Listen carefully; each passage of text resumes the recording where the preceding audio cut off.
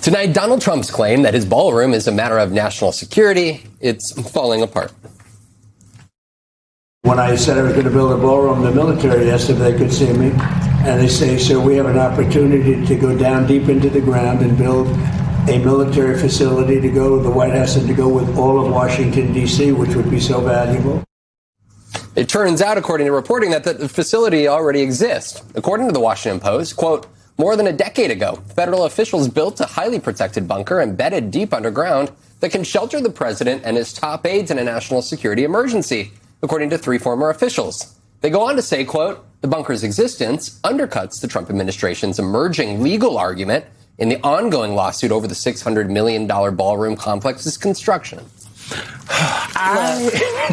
The thing that I keep finding so interesting for an administration that keeps going after every leaker and everyone who might share. Might want to put a muzzle on the president. Okay, because if anyone is sharing the information, it's him. We did not know as much information as we do today. You all did not know. Okay, we normal humans did not know that, right. and you weren't sharing it because of the legal ramifications.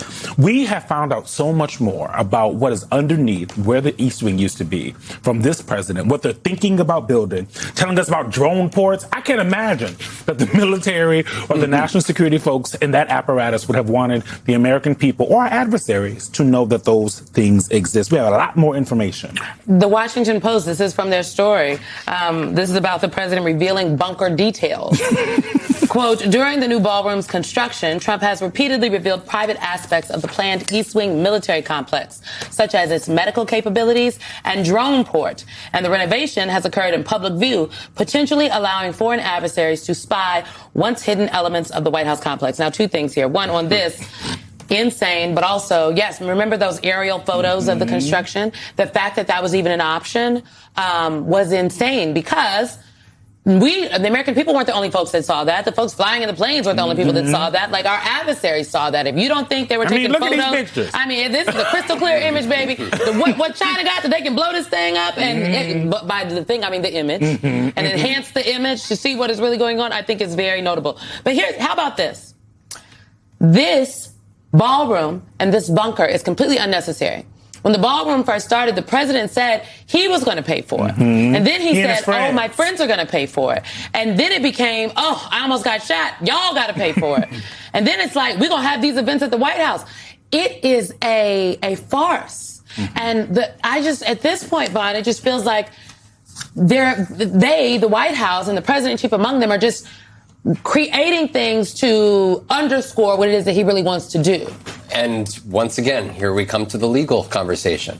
How often do we have, in presidential administrations, you start with your A block and your last block talking about the way in which an administration is trying to maneuver through the legal bounds of this? Because it's important. Are they trying, or are they just saying? Well, at the beginning, they didn't make the case that it was a national security issue. Correct. That was not their original defense. That is now their key defense. Not that the White House has the authority to move forward with congressional authorization. It's the fact that this is national security measure here. The East Wing is gone. And yet here we find the president literally walking outside and saying this is going to be 5 layers underground, 5 levels underground. He's announcing that to not just the American public, but the world. And when you think about who's coming to town next month, President Xi, and we know that he is very keen, Donald Trump is, to often give tours of places. Oh, remember when he had the Russians in the Oval Office?